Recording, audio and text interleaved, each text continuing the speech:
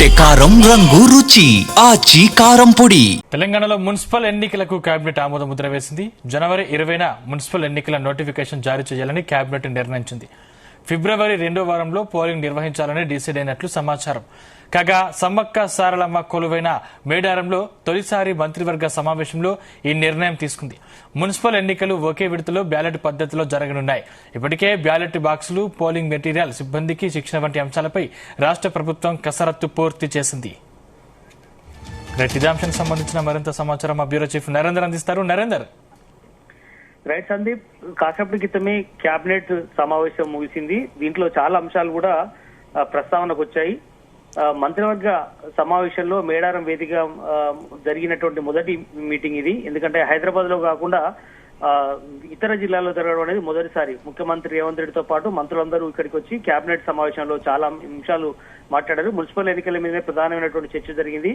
121 మున్సిపాలిటీలు, 10 కార్పొరేషన్లు, 80% పైగా సీట్లు మనం గెలవాల్సిన అవసరం ఉందని కూడా ఇందులో డిసైడ్ చేశారు. మంత్రులకు కూడా బాధ్యతలు అప్పగించినటువంటి పరిస్థితి కూడా ఉంది. ఇప్పటివరకు కొంతమంది సీరియస్ గా వర్క్ చేయని వాళ్ళకు కూడా కొంత ఘాటుగానే చెప్పారు. ఖచ్చితంగా కూడా ఆ జిల్లాల్లో కొంత పార్టీ వీక్ ఉన్నటువంటి పరిస్థితుల్లో కనుక అన్ని సీట్లు కూడా గెలవాల్సిన అవసరం ఉందని కూడా చెప్పే ప్రయత్నం చేశారు. ఇప్పుడు 20వ తారీఖు నాడు సాయంత్రం లోపట్నే దీనికి సంబంధించి మున్సిపల్ నోటిఫికేషన్ వచ్చే అవకాశం ఉందన్నటువంటి చర్చ జరుగుతున్నటువంటి నేపథ్యంలో ఇప్పటికే సూత్రప్రాయంగా నిర్ణయించారు.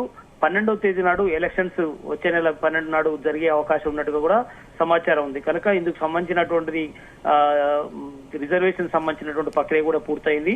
మనం చూసాం మొన్న బీసీ గానీ, మహిళలకు సంబంధించి కానీ, ఓసీ గానీ అన్ని కూడా రిజర్వేషన్స్ ఎక్కడెక్కడ మున్సిపాలిటీ కార్పొరేషన్ లో రిజర్వేషన్ ఉంటుందన్న విషయాన్ని ఇప్పటికే ఆమోదం తెలిపినటువంటి పరిస్థితి కూడా ఉంది. అదే సమయంలో మున్సిపల్ ఎన్నికల జిల్లాల పునర్విభజనకు సంబంధించినటువంటి అంశం మీద కూడా నిర్ణయం తీసుకోవడం జరిగింది. దీంతో రిటైర్డ్ జడ్జితో కమిషన్ కూడా ఏర్పాటు చేయాలన్నటువంటి నిర్ణయానికి వచ్చినట్టుగా తెలుస్తుంది.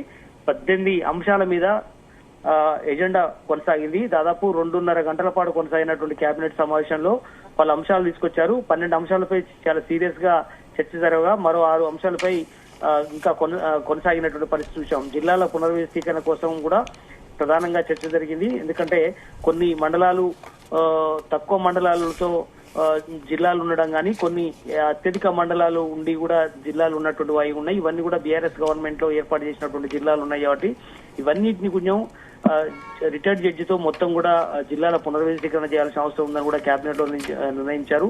అదే సమయంలో పొట్లపాడు ఎత్తిపోతల పథకాన్ని కూడా కేబినెట్ ఆమోదం తెలిపారు. అదే సమయంలో మేడారంలో శాశ్వత భవనాల నిర్మాణానికి కూడా మంత్రి మండలి ఆమోదం తెలిపింది. ఎందుకంటే ఇప్పటివరకు మనం చూసాం, మొన్న గద్దెల నిర్మాణం కానీ ఇవన్నీ కూడా చేయడం జరిగింది. దాదాపు 100 కోట్లతో సమ్మక్క సారక జాతరకు సంబంధించినటువంటి ఈ 4 రోజుల కార్యక్రమం కోసం పెద్ద ఎత్తున ఏర్పాట్లు చేస్తున్నటువంటి నేపథ్యం ఉంది. కనుక వాటి శాశ్వత భవన నిర్మాణాలు కూడా చేయడం ద్వారా ఎవ్రీ ఇయర్ ఖర్చు తగ్గించుకోవడానికి అవకాశం ఉంటుందన్నటువంటి నిర్ణయాన్ని కూడా వచ్చారు. అదేవిధంగా గోదావరి పుష్కరాలకు సంబంధించి కూడా నెక్స్ట్ ఇయర్ ఉన్నాయి కాబట్టి దాని మీద కూడా కొంత చర్చ జరిగినట్టుగా తెలుస్తుంది. కనుక ఇట్లా చాలా అంశాల మీద కూడా కేబినెట్ లో నిర్ణయం తీసుకోవడం జరిగింది. మరి కాసేపట్లో పలువురు మంత్రులు ఇదే మేడారం నుంచి మంత్రులు మాట్లాడతారు. కేబినెట్ లో తీసుకున్నటువంటి అంశాల మీద కూడా దాదాపు అరగంటకు పైగా వాళ్ళు మాట్లాడతారు. ఏం నిర్ణయం తీసుకున్నారు, భవిష్యత్తులో జరిగేటువంటి పరిణామాలు, మున్సిపల్ లో ఎట్లాంటి వ్యవహారంతో ముందుకెళ్లాల్సిన అవసరం ఉంది, షెడ్యూల్ ఎప్పుడొచ్చే అవకాశం ఉంటుంది, ఇట్లాంటి అన్ని అంశాలు కూడా మంత్రులు మాట్లాడే అవకాశం అయితే ఉంది.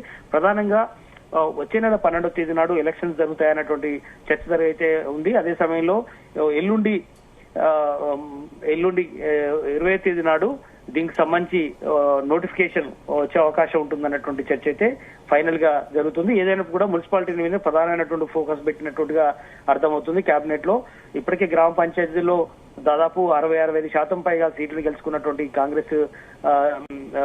కాంగ్రెస్ పార్టీకి సంబంధించినటువంటి అభ్యర్థులు ఇండైరెక్ట్ గా గెలిచినప్పటికీ కూడా అదే సమయంలో ఇప్పుడు మున్సిపాలిటీలు కూడా అదే స్థాయిలో అంతకు మించి కూడా గెలవాల్సిన అవసరం ఉందన్నటువంటి నిర్ణయానికి అయితే మంత్రులకు సూచన చేసినట్టుగా తెలుస్తోంది. Right, thank you Narender.